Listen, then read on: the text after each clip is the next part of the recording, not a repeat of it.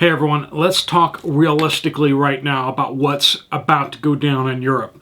Things are getting cold, and right now we're having a little bit of a warm spurt across a lot of places, but it's about to get real cold in Europe. And when that happens, their energy supplies are going to start dwindling very rapidly. A recent poll out there said that more than 40% of Germans fear a blackout in the next 6 months. This is a first world country. Germans, however, are very realistic. We're going to jump into kind of what's going on over in Europe, what's about to happen in Europe, and kind of how you can prepare for that, because what's happening there might just happen over in the United States as well as other countries as well. This video is sponsored by Genesis Gold Group. You know, there is a lot happening in the whole world out there and a lot to be concerned about. But one less thing that you can be concerned about is if you move your IRA or 401k over to physical gold, silver, or platinum. It's stable and it can protect you from fluctuations in market prices. You can check down the description down below to find Jonathan over at Genesis Gold Group. You can call him, or you can check out their website to see more information about what to do. That may take one thing off of your mind. So there is a lot going on in the minds of Germans right now. The Germans are looking at this realistically. 40% of them see a blackout in the next 6 months. That's not a small number. One thing that you may not know about Germans is that they are one of the biggest purchasers of physical gold out there. They've lived through the Weimar Republic, okay? They lived through hyperinflation in the not too far distant past. They also came out of World War II. In Reconstruction and such. So deep embedded in the German mind is this skepticism of paper and skepticism of banking markets and all this kind of stuff like that. The debt load on German families is actually quite low, and their savings rate is actually quite high. That's because they've played this game before and they don't like to play it again. But now they're hearing all out of the government that there is no chance of power outages, that everything is fine, and 40% of them say they expect a power blackout in the next 6 months. What's that tell you, folks? It tells you that things are serious there. You can listen to what the government has to say, and it'll be sunshine and rainbows even as the lights are out. Or you can listen to the people who are used to hearing the songs of rainbows and sunshine and can see through it. We're seeing in Spain, they're testing out the new digital euro. We see the UK bracing for power outages in the UK. And Germany is bracing for power outages there too. One of the things that has not been talked about too much is that Eastern country, the Eastern European country that got invaded, they actually were a very large exporter of electricity to the European Union. And since the recent attacks and such like that, they have lost most of their generating capability. They can't export electricity to Europe anymore. I know, the Germans were like, let's build all sorts of green Euro parks.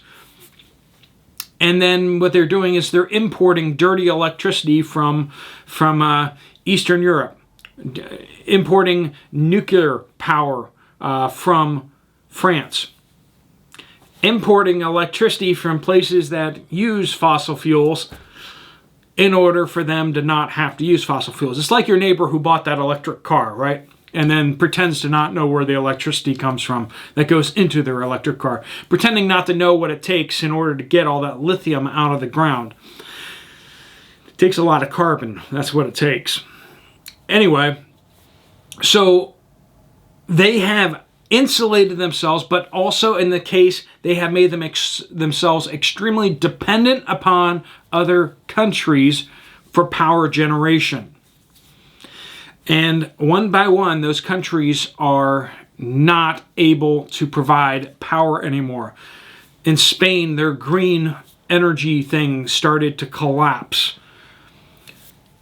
Italy is not getting the natural gas that they need.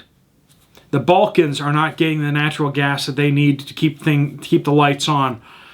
And of course, Eastern Europe is not going to be providing excess electricity now. Poland even is struggling to keep its power plants online.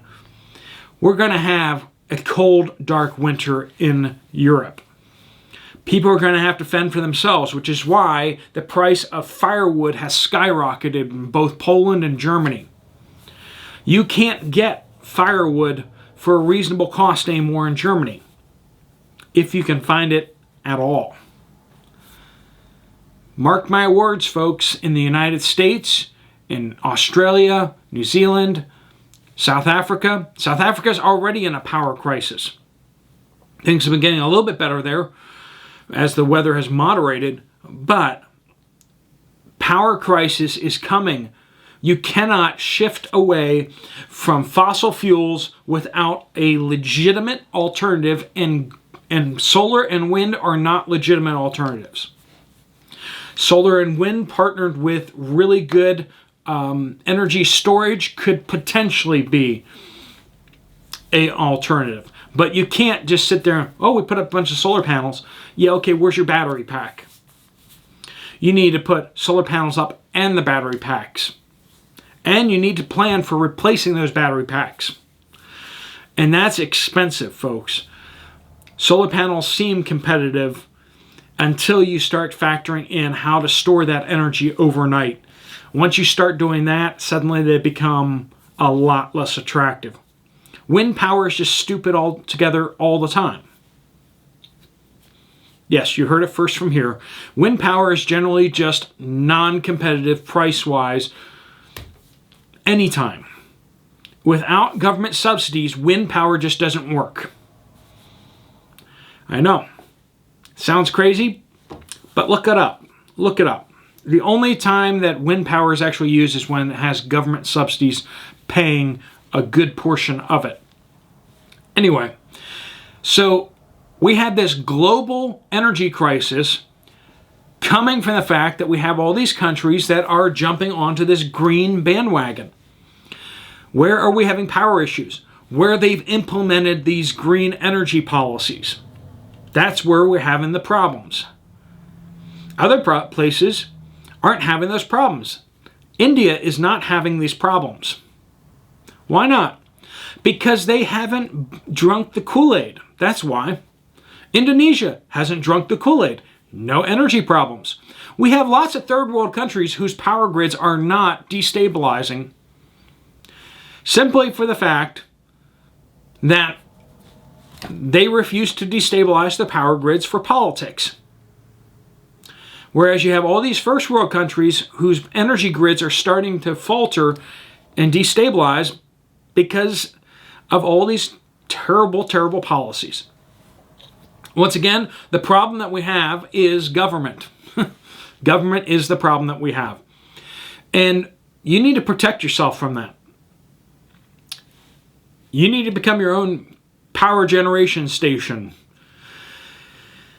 I know, it's stupid, but that's kind of where we are, because the power coming from the grid may not be stable. Now, there's all this talk about the energy grids completely collapsing. And historically, that's not what we see. What we see is grids partially collapsing. We see what's happening in South Africa, this load shedding, plans of load shedding, where you have certain hours that you don't have power. So, folks, this is precisely the kind of situation where a solar generator or a battery pack would work wonders. You can charge it up off the grid.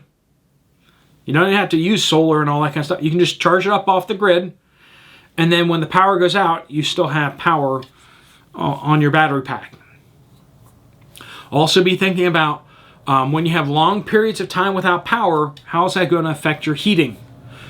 What's going to happen is as soon as your power comes back on, you're going to crank all of your electric heating up to 10, right, or 11, and that's going to be bad for the grid. But you know, you need to grab as much heat off of the grid as you can while it's up. And that's kind of the situation what happened in South Africa, which kind of started making these cuts more and more severe as they go, because people just learn to just use as much power as they can when the power is on. And that's a situation that kind of snowballs. And you need to be thinking about what you can do in that situation, because you're going to need portable electric heaters if that's how you heat your home. Whether you're in Europe, you may not have the option of wood fire heating or coal or whatever.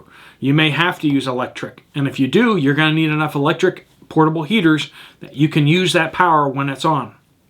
So lots of things to think through, but a cold, dark winter for Europe, and it may be a cold, dark winter for the United States and other places as well.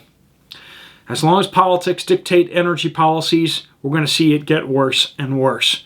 All right, folks, stay safe out there. Do what you can. If you haven't already hit the subscribe button, or if you've been unsubscribed, hit that subscribe button again. Thank you so much. If you want to check out another video from me, there's one right here.